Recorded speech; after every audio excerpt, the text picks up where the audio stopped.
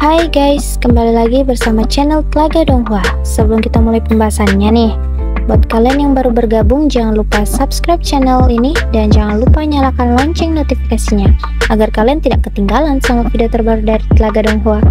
Dan jangan lupa like and komennya ya, biar Mimin tambah semangat upload videonya. Oke, tanpa basa-basi lagi, kita langsung saja lanjut ke alur pembahasannya.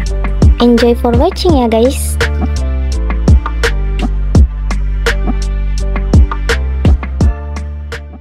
Api merah melonjak di dalam magma. Xiaoyan menyilangkan tangannya di depan dada. Dia melihat makhluk misterius di sekelilingnya sembari tertawa mengatakan, "Karena ada penjaga, bolehkah saya bertanya tentang apa yang dijaganya?" Manusia kadal di sekitarnya mengungkapkan beberapa keganasan di mata mereka saat kata-katanya terdengar mengatakan, "Manusia, segera pergi atau kau akan mati." Ekspresi Xiaoyan tenang. Wajahnya tidak berubah setelah merasakan niat membunuh yang melonjak di tubuh manusia kadal. Kekuatan manusia kadal ini memiliki dua ahli di kelas Banseng dan beberapa ahli yang lebih lemah. Itu tidak akan menimbulkan ancaman terhadap Xiaoyan.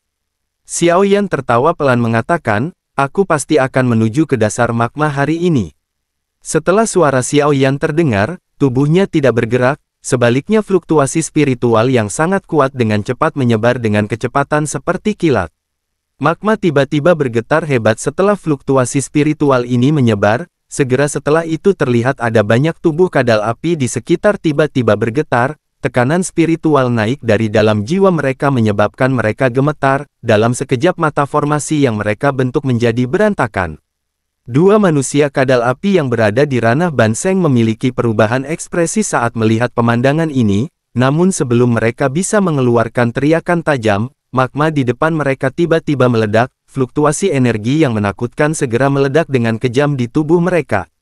Gelombang magma menyebar dengan cepat. Kedua kadal api yang berada di ranah Banseng langsung diledakkan. Darah segar dimuntahkan dari mulut mereka, sementara mata mereka mengandung kejutan saat mereka melihat Xiaoyan. Dua manusia kadal api menelan seteguk darah segar di mulut mereka dan meraung dengan suara serak mengatakan, "Mereka yang berani menerobos masuk ke makam dewa akan menderita hukuman surgawi." Xiaoyan hanya tersenyum tipis menghadapi ancaman seperti itu. Hatinya mulai merasa yakin bahwa pasti ada sesuatu yang ada di dasar magma ini. Makam dewa yang dibicarakan manusia kadal ini kemungkinan adalah rumah dewa kuno Tusi. Tubuh Xiaoyan berubah menjadi cahaya api yang melesat menuju dasar magma dengan kecepatan seperti kilat. Sementara itu kadal api ragu-ragu sejenak saat mereka melihat sosok Xiaoyan bergegas ke dasar magma, namun mereka tidak berani menghentikan Xiaoyan. Keduanya saling bertukar pandangan sebelum mendengus dingin mengatakan, "Manusia bodoh, kamu mencari kematianmu sendiri." Sementara Xiaoyan menyelam lebih dalam, warna magma di sekitarnya secara bertahap berubah dari merah terang menjadi hitam pekat. Sesaat kemudian magma di sekitar Xiaoyan seketika meledak. Api teratai iblis pemurni melonjak di tubuh Xiaoyan dan tangannya dengan lembut menyentuh magma di depannya.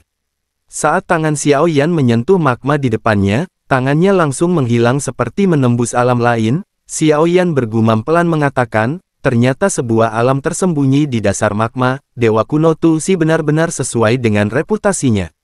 Kegembiraan liar melonjak di mata Xiaoyan, segera dia mengatupkan giginya dan melangkah maju memasuki alam tersembunyi di depannya.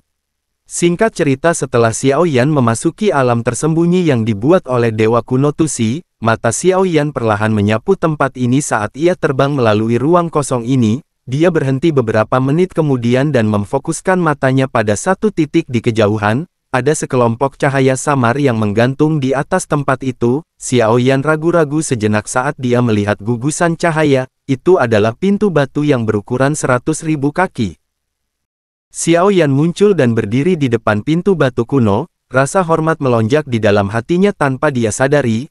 Namun segera setelah itu dia tiba-tiba menyadari bahwa ada kewaspadaan di dalam hatinya. Pintu batu ini memberinya dorongan yang tidak bisa dia kendalikan. Mata Xiaoyan menyapu puncak pintu batu. Terlihat tiga kata kuno terukir di atas pintu mengatakan, "Rumah Dewa Kuno." Senyum di sudut mulut Xiaoyan tiba-tiba melebar saat ia melihat tiga kata kuno. Namun kegembiraan ini hanya berlangsung sesaat ketika rasa dingin tiba-tiba muncul di hatinya seolah-olah ada sesuatu yang mengamatinya.